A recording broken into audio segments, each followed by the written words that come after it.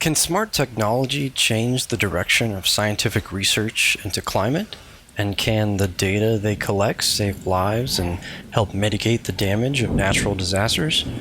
Tonight on New Leaf Podcast, we talk about the pressing need to monitor our environment and watch for signs of impending disaster, and how the SAGE Continuum is attempting to realize their goal to, quote, build a continent-spanning network of smart sensors, end quote.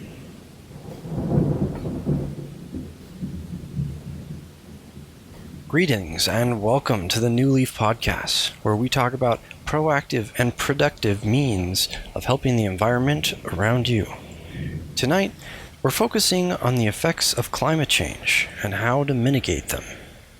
At the front, the company SAGE Continuum has proposed developing a network of smart sensors that can broadcast their data in real time.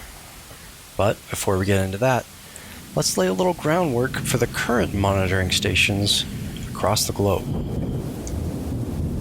Most sensors and weather stations are dedicated to monitoring basic changes in the environment, like barometric pressure, humidity, wind speed, and, of course, temperature.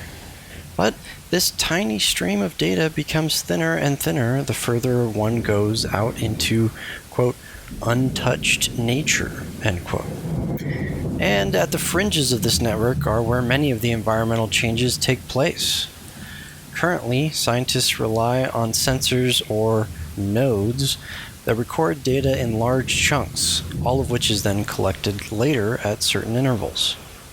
After all, we're talking about driving way out into the wilderness, probably down a hardly maintained Forest Service road, and hiking through who knows how many miles to retrieve a sensor and oftentimes replace its power source. This can entail a large majority of work that many climate scientists are currently forced to undertake. And not only can it be time-consuming, it can be expensive, and in the end, not offer a well-connected story of the larger picture of our climate. While the data can certainly be charted and stored in databases, without a real-time feed, or at least within the last day or two, the value of that climate information begins to plummet, and its effective applications start to be relegated mostly to the realm of academia. But the SAGE Continuum paints a different picture. With the advent of further reaching internet service providers, from extensive 5G cell phone networks to robust satellite internet alternatives like Starlink, weather stations might be getting a serious upgrade in the near future, and the implications could be dramatic.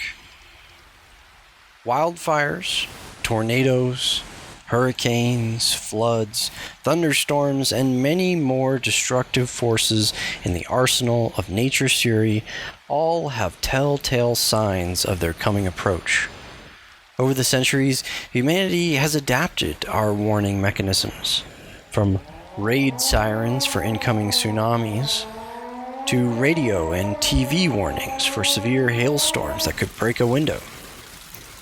But what we fail to realize is that those networks are built oftentimes on eyewitness accounts, transmitting the information to the appropriate emergency services so they can sound the alarm. SAGE Continuum has a different approach.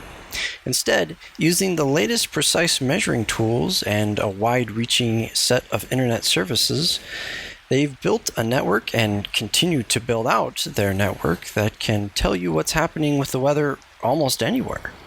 And using advanced algorithms and fledgling AI services, they can even go as far as enhancing the very concept of meteorology, with information more detailed than ever before. For decades, meteorologists and climate scientists have built their networks on prediction models that only had the most basic samplings from a given region. But with SAGE's network, the information stream would increase by an order of magnitude.